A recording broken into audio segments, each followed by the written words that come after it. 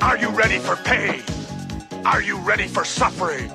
If the answer is yes, then you're ready. Utah has officially banned gender-affirming healthcare for trans youth. Utah's governor explained that the reason he signed SB 16 is because he believes there needs to be more and better research to help determine the long-term consequences of providing this gender-affirming care to trans youth. The governor then went on to say that despite his decision to sign SB 16, he hopes the state can treat trans youth and their families with love and respect as they continue to work to understand the science and consequences behind gender-affirming care. Treat trans youth and their families with love? When he's signing bills like this ban puts already vulnerable trans youth at risk and will even force families to consider moving to another state to access this life-saving care. To add on to this, Utah is only one of at least 18 other states that are considering very similar bills that target trans youth. Trans youth just want to feel and be affirmed in their journey exploring their gender, just like cis kids wanting to explore who they are as a person, what they love, and what makes them feel good.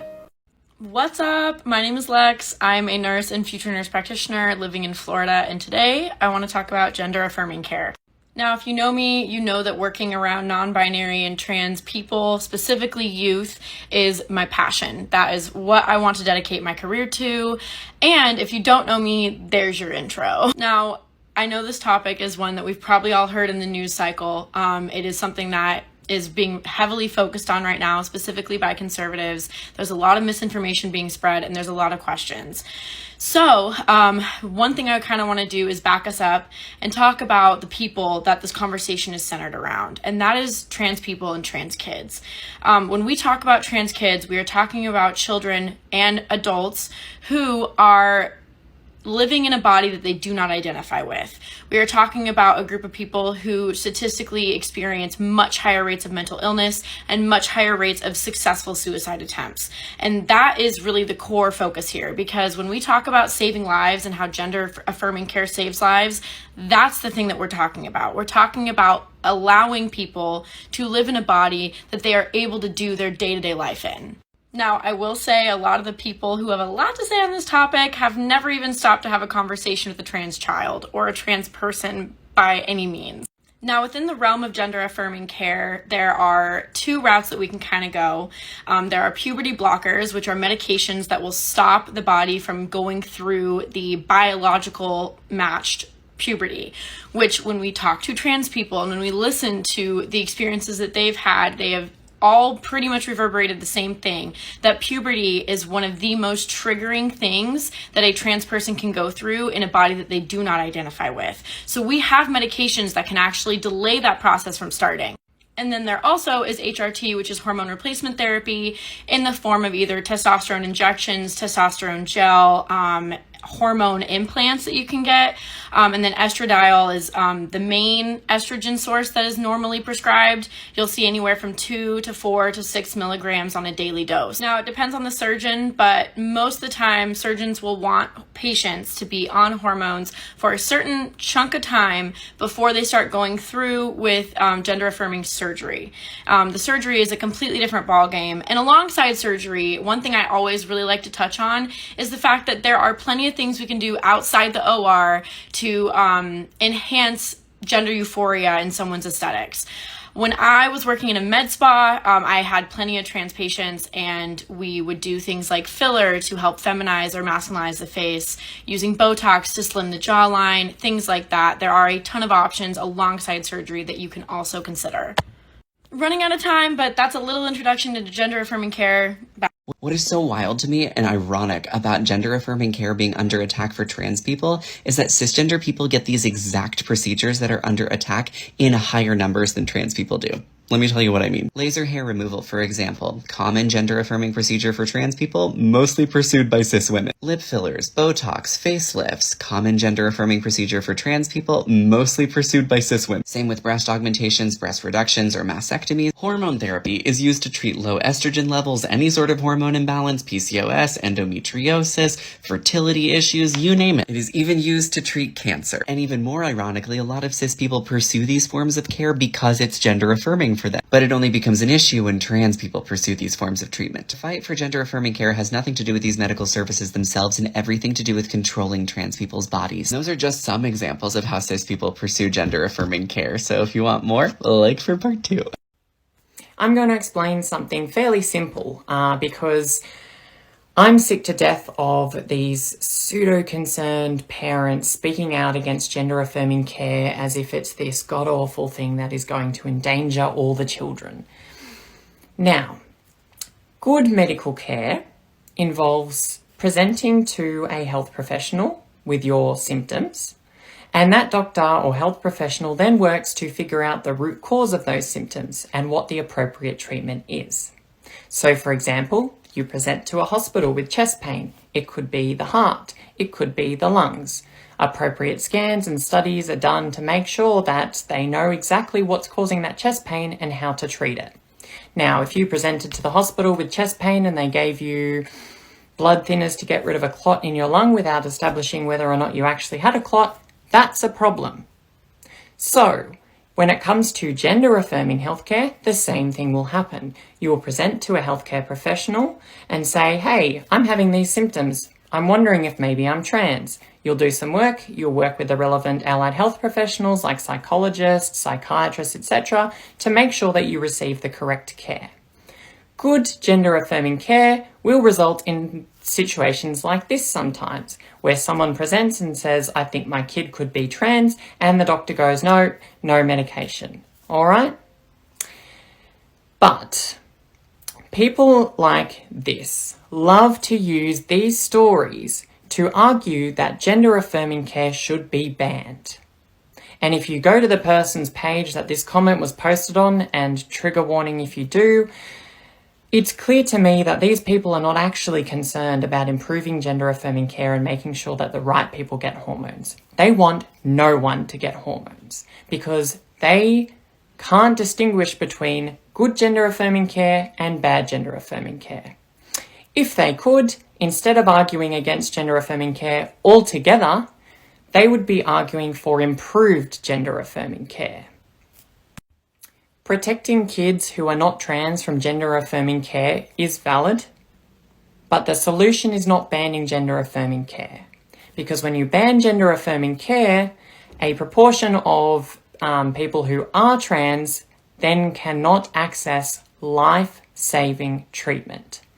It's okay if your child presents symptoms of dysphoria and you go to the doctor and it turns out there's something else going on. That's fine. They didn't nearly get given hormones or nearly have life-changing procedures. They were just correctly treated. And if you can't understand this or choose not to, I don't think you're actually concerned about children. I think you're just bigoted. Yep. Viagra and all the ED pills are 1000% gender-affirming care. And so therefore, Viagra and all the ED meds should be banned in all of these states that are having this transgender gender-affirming care banned. Except for if it's being used for things like pulmonary hypertension, because that is an actual use for it. But if it's just used for ED, it should go along with the gender-affirming care ban. Plastic surgery, breast enhancements, anything like that should be illegal because that's gender-affirming care. Hair replacement, plugs and things like that, should be banned because that's gender-affirming care.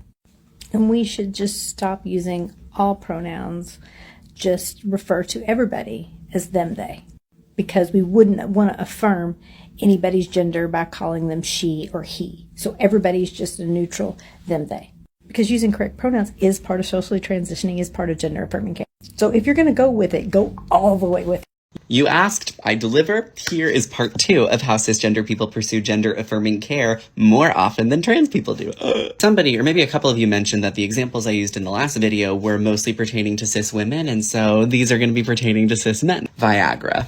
This is my favorite example because you can't tell me that the use of this is not gender-affirming to you, and it is pursued in much greater numbers by cisgender men than it is by trans people, though some of us do pursue it because the way that we take hormones may affect the production of, sexual things. Same with hormone therapy, because we all know a man who's taking steroids at the gym, and that's not a judgment call, it's just pointing out that he's taking testosterone, and so are trans men. So why is it a problem when they do it, but not when he does it? Finasteride, which is what all these cis men that are balding are taking is the same thing that trans femmes are taking because it's an anti-androgen. Like, do they realize that they're pursuing gender-affirming care? I don't know. Maybe we should tell them. Same thing with hair transplants, because a lot of cisgender men will pursue hair transplants, but so will trans people. Do you see how the procedure itself is not the issue, but it somehow becomes the issue when transgender people are pursuing it as gender-affirming care? And do you also see how this is gender-affirming care no matter whether you're cis or trans? Ask cis people why they're doing these things. It's usually to curb an insecurity, or because it makes them feel more like themselves, or they just plain want to, which is the same reason that trans people do it. Political discourse around gender-affirming surgery has nothing to do with the actual medical treatments themselves and everything to do with policing and controlling people's bodies. If you're cis, show up to one of these anti-trans bill hearings and tell them how you have pursued gender-affirming care, if indeed you have. The more cis allies talk about how they pursue the same things, the more it gets destigmatized for trans people, and the greater potential for access we'll get. Keep fighting for bodily autonomy. I love you. Bye! So let's talk gender-affirming medical care. This week we saw West Virginia, Idaho, and Oklahoma be added to the long list of states banning gender-affirming medical care. There are at least 15 states currently considering or have already enacted bills that ban gender-affirming care for youth and create penalties for the medical health care professionals that provide it to them. Gender-affirming care changes the lives of transgender youth and adults. It decreases depression, anxiety, and suicide attempts. So what is it? Gender-affirming care is age-appropriate, medically necessary care for the well-being of many transgender and non-binary people. Gender-affirming care is the integration of medical, mental health, and social services. These bans have had a major focus on hormone-related treatments that advance or delay the development of masculine or feminine characteristics. Last year alone, state houses introduced 149 bills that target transgender youth. If someone transitions, is their choice and their choice alone to be made with their family and their doctor. Volunteer, donate, organize with organizations like the Trevor Project or the Human Rights Campaign. You can call your senators and House reps. A lot of this is being done at the local level, the state level, and not the federal level right now. So that's where I would focus my attention and advocacy efforts. You can vote in every single local election like your life and other people's lives depend on it, because they do. And you can continue to use your voice and your platform to raise awareness on these issues and be an ally to the transgender and LGBTQ communities. So let me know your thoughts and questions in the comments, and I will see you later. Pass out books and drugs and hugs. Cut your body open, you're gonna wake up and be a new person.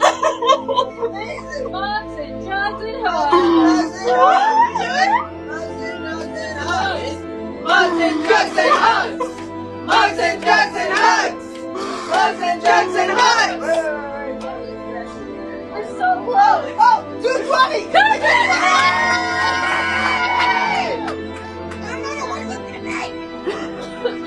Make it? Yes!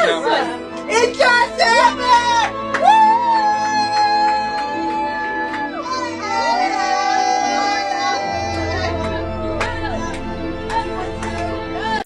What if I told you cis people can experience dysphoria? What if I then told you that cis people pursue gender-affirming care at a higher rate than the trans community? Gender-affirming care for the cis community takes many different forms, but let's go over some that are pretty common that maybe you didn't know was gender-affirming care. Number 1, spironolactone. Spiro is an androgen blocker that is typically used by trans women to treat high levels of testosterone. But you know who else can have high levels of testosterone naturally? Cis women. Cis women are typically prescribed spironolactone to reduce facial hair. But cis women don't have to wait for that. That's just healthcare. Starting to see my point? Number 2, testosterone. When cis men go to their doctor regarding low sex drive, or even if they've just been found to have low testosterone levels, they'll often get sent to a specialist and get prescribed testosterone. And guess what? They just get it. They don't need to prove they're cis. They don't need a note from a specialist. They just get testosterone. Don't both of those sound like gender-affirming care to you? Wouldn't a cis man unhappy with his male sex drive be pursuing gender-affirming care? Wouldn't a cis woman trying to remove facial hair by a spironolactone or laser be pursuing gender-affirming care? They might not recognize that as we do, because for them, it's just healthcare. For us, it's gender-affirming care. For the treatment of dysphoria. But there are so many more examples. Any cis woman that pursues breast augmentation, gender-affirming care. HRT for menopausal cis women, gender-affirming care. Teen boys regularly have surgery to reverse the effects of gynecomastia. Gender-affirming care. But that's not mutilation when they do it? A cis man using Viagra. A cis man or woman using Rogaine. A cis woman getting electrolysis anywhere on her body. Whether it's surgically, hormonally, or otherwise, there are countless ways for cisgender people to pursue gender-affirming care. Yet trans people here in the US and around the world have to wait egregious amounts of time or arbitrarily prove their transness to get the same care. But why the difference? I think it has a lot to do with dysphoria, specifically the diagnosis of it. I believe that dysphoria is a diagnosis that is specifically used to gatekeep essential care from the trans community. It's a way for healthcare providers to stamp trans requests for healthcare as just that, a trans person doing it, not a cis person. Make no mistake about it, our care is being withheld deliberately. So which is it? Are trans and cis people mutilating themselves? Or are we all just pursuing healthcare? So which is it? Are trans and cis people mutilating themselves? Or are we all just pursuing healthcare? I'll be in the waiting room. Okay, I'll call you back in a bit, Miss Move-In. It's Muffin. Hey, can we go over a few things? Sure. Just confirm, what would you like me to call you? I know it's different in my chart, but I go by Ace. Thanks for letting me know. If you don't mind me asking, what are your pronouns? I'm non-binary and use they, them. Cool. Would you like me to use the same name and pronouns when your mom's here? I haven't told her yet, so just use my birth name and she, her when she's around. Okay. I would never want to out you before you're ready. Okay, cool. I want you to feel supported and comfortable. Thanks, Dr. B! Well, not that comfortable. We're at the trans rights rally in Florida. They are trying to propose a bill that would ban gender-affirming care. Standard of care would force the doctors who did support me to treat me like the ones that caused me harm. My son is over here, is fully bearded, Adam's apple. She doesn't want to look like him. She wants to look like the beautiful young lady that she is. We got representation out here. We love to see it. I'm trying to create this change so these bans do not ever occur in Florida or any other state across the United States. Here's a photo of me from 8 years ago. The night before top surgery, I decided to spend the evening taking photos of myself. I wanted to remember exactly where I was. Though I was absolutely certain I wanted to get rid of my breast, there was a part of me that really wanted to say goodbye, to celebrate all that I was at that moment. In the hospital room before I went under anesthesia, I snuck into the bathroom and took one last photo. Woke up from surgery, I cried of happiness. Here's me at my reveal. I was so happy to finally see a part of myself that I had been looking for so long. I dreamed of having my breasts gone before they even had grown. I remember when my mom told me that my breasts were gonna grow when I went through puberty, and I was like, absolutely not, no they won't. But of course they did, and so when I got top surgery at 18, it was a life-saving and life-giving moment. For the years I grew into my body, finding more of myself and finding more of my own happiness. These days I feel so privileged and so happy to be able to be here, but it shouldn't be a privilege to be able to have bodily autonomy. It shouldn't be a privilege to be able to access life-saving gender-affirming healthcare. 41 states have proposed anti-trans legislation, mostly trying to ban gender-affirming healthcare for kids and now also for adults as well. Gender-affirming healthcare is life-saving and life-giving for so many of us. Everybody deserves access to life-saving, medically necessary healthcare. Utah has become the first state in 2023 to ban gender-affirming care for youth. What does this mean? It means that nearly 99% of the kids in Utah can still permanently alter their body in any way they so desire with nothing more than a parent's signature. That's right. Nose job, breast reduction, breast implants, you want your calves to look better, no problem. You've made an informed decision between your child and your tattoo artist about what ink to have permanently scarred on their face. Just sign right here. That's because these bills are not about preventing kids from making permanent changes that they might regret. These bills are about eliminating trans people from society while they're still children. This is what gender-affirming care looks like in therapy with young people. Hey, it is so good to finally meet you. I'm Shauna, my pronouns are they, them, and I've got your paperwork here, and what it looks like is that you've shared with me you use they, them pronouns, and looks like you also have shared with me that you identify as non-binary. Can you tell me a little bit more about that and what that means to you? It sounds like maybe you're trying to tell me that you want to try different pronouns in this space and maybe use a different name. Yeah, absolutely. Yes, let's try. This is your space. Let's try whatever feels good for you, whatever you want to explore. Just let me know, and I'll make sure it happens. So, where do you want to start? What feels good for you? So, I know you want to talk to your parents about HRT, and I'm totally down to help you facilitate that conversation. Let's talk about how ready you feel, and let's talk about how ready you feel to disclose certain information with them. So, how did it go today with the bathroom situation? Okay, so they let you use the private bathroom and there was no issue? Awesome, awesome. See, as long as we can find a bathroom in that school where it's private and we've got a lock on it, you should be good to go. And if you ever need me to talk to any teachers or write you a letter, anything like that, you let me know and I got your back, okay? Yes, it's okay to come out as non-binary and then gender fluid and then trans mask. That's normal. And those are just some examples of gender affirming care with young people in therapy.